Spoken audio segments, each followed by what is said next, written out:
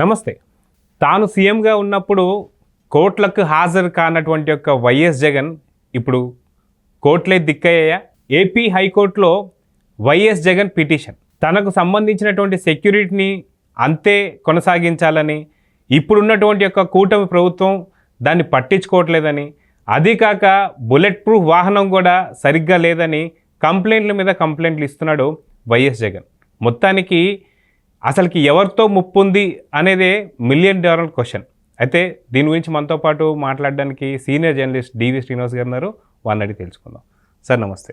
నమస్తే సార్, ఎన్నోసార్లు దాదాపు ఒక 3,000 సార్లు కోర్టుకు హాజరు కాలేదని చెప్పి జగన్కు ఒక ఘన చరిత్ర ఉంది.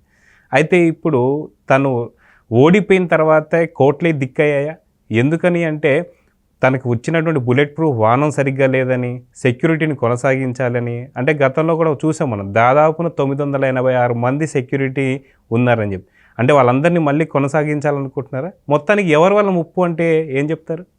జగన్మోహన్ రెడ్డికి ఇదొక ఆటగా మారిందా? ఎందుకంటే ఆయన కోర్టులతో ఆడుకుంటున్నాడు.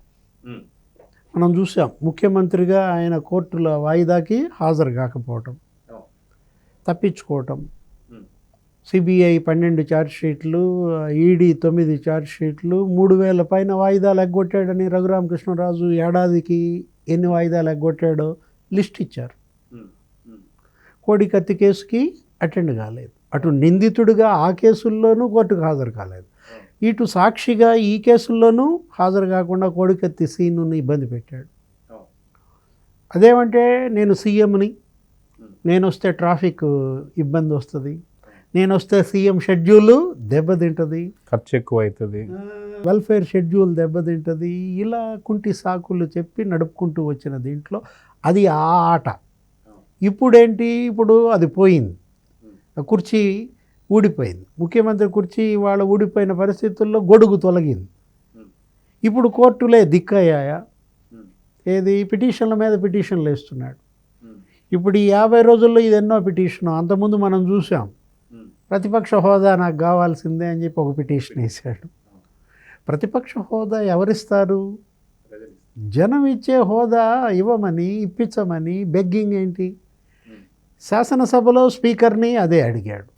ఏది అయ్యన్న పాత్రుడు గారికి లేఖ రాశాడు, హైకోర్టులో పిటిషన్ వేశాడు. అంటే హోదా లేకపోతే సభకు హాజరు కావా?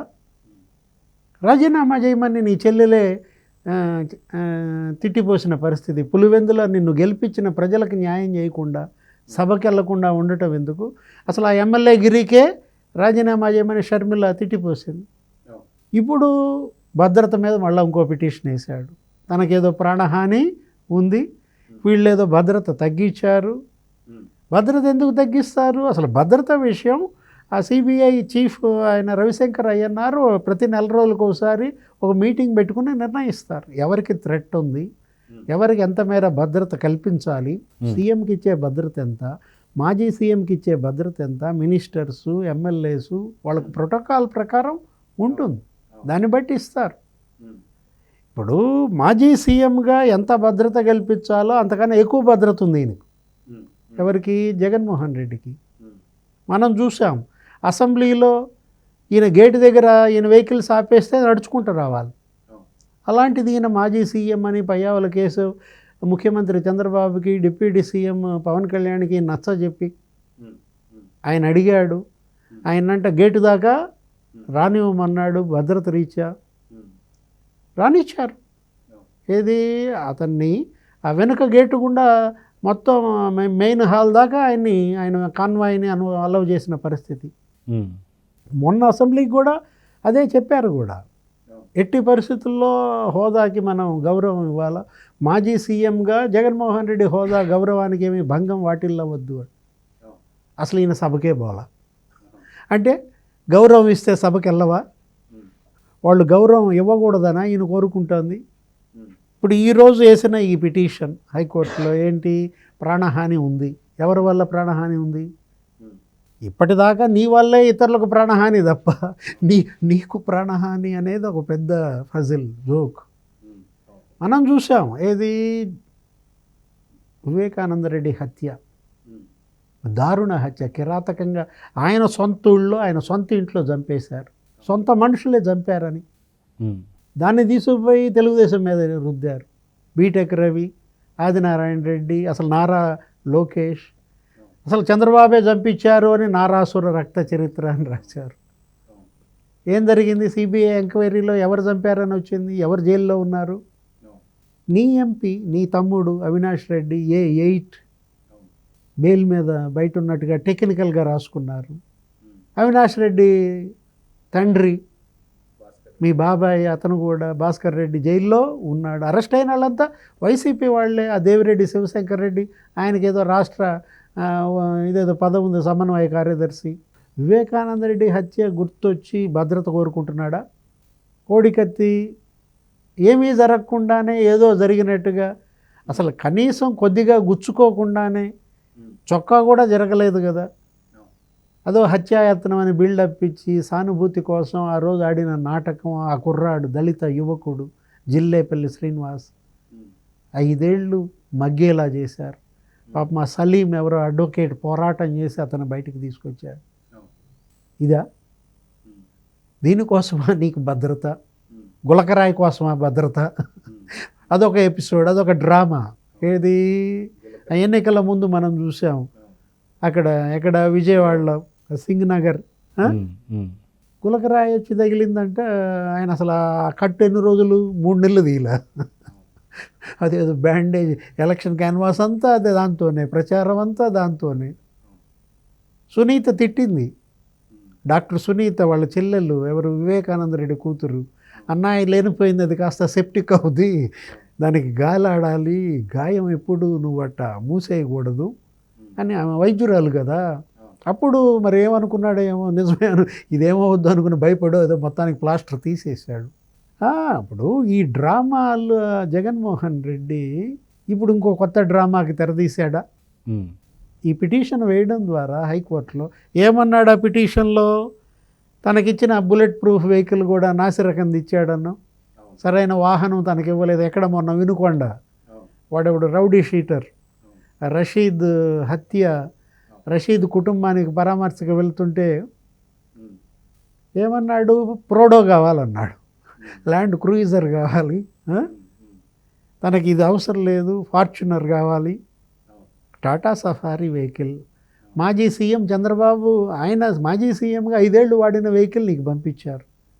అది ఎక్కడో విజయనగరంలో ఉన్నదాన్ని తెప్పించి మరీ నీకు ఇచ్చారు. నువ్వు పొద్దున్నే బయలుదేరుతున్నావంటే నువ్వు బయలుదేరే టైంకే అది సిద్ధంగా ఉంది. ఎక్కావు, కూర్చున్నావు, 2 నిమిషాల్లో దిగిపోయాడు ఆ వెహికల్. ఏసీ జాలలేదంటాడు. అంటే ఏసీ లేనిదే వెళ్ళడా? అప్పుడు అదే వెహికల్లో చంద్రబాబుని తీసుకొచ్చారు, నంద్యాలలో అరెస్ట్ చేసి తాడేపల్లి సిటీ కార్యాలయం దాకా దానిలోనే వచ్చాడు ఆయన. 5 ఏళ్ళు చంద్రబాబుకి ఆ వెహికల్ ఎలా ఫిట్గా ఉంది? నీకు మరి ఒక టూరు 1 గంట దానిలో ఎందుకు కూర్చోలేకపోయావు? టాటా సఫారీ నీకు సూటబుల్ కాదా? నీకు ప్రోడో కావాలా, ల్యాండ్ క్రూయిజరా, లేకపోతే ఫార్చునరా? ఇప్పుడు ఇవాళ 500 కోట్ల భవంతులు తప్ప నువ్వు నివసించవు, 36 లక్షల బాత్ టబ్లో తప్ప స్నానం చేయవు, 15 లక్షల కమోడు మీద తప్ప నీకు నువ్వు వాడే షర్టు 1.5 లక్ష, నువ్వు వాడే ప్యాంటు 1 లక్ష రూపాయలు, నువ్వు వాడే పెన్ను 1 లక్ష రూపాయలు. ఇంత దేశంలోనే సంపన్నమైన వ్యక్తివి, ఇప్పుడు నీకు మరి ఎలా, ఎక్కడ భద్రత? వీళ్ళంతా ఎందుకు ఇంత భయపడుతున్నారు? భద్రత అడిగాడంటే ఇవాళ జగన్మోహన్ రెడ్డిలో భయం. ఇవాళ హైకోర్టులో జగన్మోహన్ రెడ్డి వేసిన పిటిషన్ భయంతో వేసిన పిటిషన్. నీలో భయం ఎప్పుడు వస్తుంది? నువ్వు ఇతరులను భయపెడితే ఇవాళ నువ్వు భయపడే పరిస్థితి వస్తుంది. నువ్వు ఇతరులను ఎందుకు భయపెట్టావు ఇన్నాళ్ళు? నీ బాధితులు కానీ వ్యక్తి కానీ, నీ బాధితులు కానీ కుటుంబం కానీ లేదంటే బాధితుల వల్ల వచ్చిన భయమా? ఇన్నేళ్ళు వీళ్ళందరినీ బాధలు పెట్టాను, ఈ బాధలు అనుభవించిన వాళ్ళంతా ఇవాళ కూటమి, తెలుగుదేశం, బీజేపీ, జనసేనని 94% సీట్లలో గెలిపించారని ఇవాళ ప్రజల్ని చూసి భయపడుతున్నాడా? లేదా అసెంబ్లీలో కూర్చున్న ప్రతి ఒక్క అభ్యర్థి మీద కేసులు పెట్టినందుకు భయపడుతున్నాడా? అందుకంటే ఆ రోజు చంద్రబాబు నాయుడు గారు చెప్పిన తర్వాత ఎవరెవరి మీద కేసులు ఉన్నాయంటే అందరు నించున్నారు, సభలో ఉన్న వాళ్ళందరూ నించున్నారు. అయితే సాధారణంగా ఒక ముఖ్యమంత్రికి ఎంతమంది సిబ్బంది ఉంటారు సెక్యూరిటీ, అదేవిధంగా ఒక మాజీ ముఖ్యమంత్రి కావచ్చు లేదా ప్రతిపక్ష హోదా లేని ఒక ఎమ్మెల్యే కావచ్చు, ఎమ్మెల్యేకి ఎంతమంది ఉంటారు? అంటే అప్పుడు ఆయన ఒక పెద్ద చట్టం చేసుకున్నాడు తన కోసం, తన పిల్లలు విదేశాల్లో భద్రత కోసం, తన భార్య భద్రత కోసం. ఏంటి 986 మందితో పోలీసులు స్పెషల్ సెక్యూరిటీ గ్రూప్ ఒకటి ఏర్పాటు చేసుకున్నాడు. ఆయనకేమైనా బ్లాక్ క్యాట్స్ ఉండేది?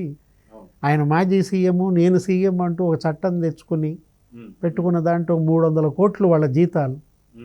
ఆయన బయటకు వస్తే 1000 మంది జనం. ఏది షిఫ్ట్కి 1000 మంది, 3 షిఫ్ట్లకి 3000 మంది. ఇంటి చుట్టూతో 331 మంది కాపల. 331 మంది ఇంటి చుట్టూతో లేకపోతే నిద్రపట్టదా? అసలుకి ఐరన్ కంచెల్ని కూడా మనం ఎలా చూడాలంటారు? ఎందుకంటే ప్రస్తుతానికి ఇప్పటిదాకా ఎక్కడ కూడా ఈ విధంగా అయితే నేనైతే చూడలేదు. ఏదైతే 30 అడుగులు ఎత్తున 32 అడుగులు ఎత్తు ఐరన్ కంచె 30 కోట్లు ఖర్చు పెట్టాడు దానికి. అసలు అంటే ఇది ఎవరి వల్ల ఏమంటారు ప్రాణహాని ఉంది అంటే ఏం చెప్పుకోగలుగుతాడు?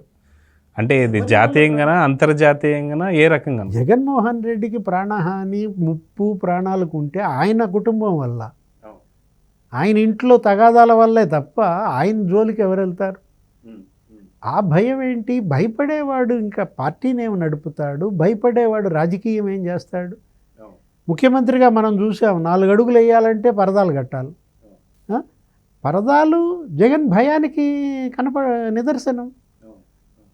ఆయన ఏ టూర్కి వెళ్ళినా చెట్లు నరికేయటం. అంటే చెట్టు చాటు నుంచి ఎవరన్నా కొడతారనా? రాముడు వాలికి కొట్టినట్టు బాణం చెట్లు నరికించడం ఏంటి? అసలు ఎవరన్నా ఏ ముఖ్యమంత్రి అన్నా చెట్లు నాటినాడిని చూసాం కానీ చెట్లు నరికించినాడిని మొదటిసారి చూసాం. అంటే తన భయంతో చెట్లన్నీ నరికించి చేశాడు. తన భయంతో పరదాలు కట్టుకుని తిరిగాడు, వలలు కట్టుకుని తిరిగాడు. తన భయంతో తన ఇంటి చుట్టూతో 331 మంది కాపలా ఉంటే తప్ప నిద్రపోలేదు. అసలు జగన్కి నిద్ర ఎందుకు పడతలేదు? ఇప్పుడు ఈ భయంతోనే బెంగళూరు వెళ్ళిపోయి పడుకున్నాడా? ఇప్పుడు హైకోర్టులో ఇప్పుడు ఇవాళ వేసిన పిటిషన్లో హైకోర్టు ఆదేశం సెక్యూరిటీ కల్పించండి అంటే తప్ప రాడా? తాడేపల్లి ప్యాలెస్లో ఉండాలంటే భయం, పులివెందుల్లో ఉండాలంటే భయం. అప్పులాళ్ళు వచ్చినట్టు పడ్డారు మొన్న కౌన్సిలర్లంతా, మా బిల్లులో అని. బెంగళూరులో కూడా భయమే. ఎందుకు ఇంత భయం? భయంతోనే జగన్మోహన్ రెడ్డి సగం ప్రాణం పోయేటట్టుంది. సో చూద్దాం సార్, ఖచ్చితంగా కోర్టు ఎటువంటి ఆదేశాలు ఇస్తుంది. నిజంగా మీరు అన్నట్టుగా సరైనటువంటి అంటే సెక్యూరిటీ కల్పించండి అంటే తప్ప ఏపీకి రాడా జగన్ అంటే మరి జగనే నిర్ణయించాలి ఏం జరుగుతుంది. నమస్తే. నమస్తే.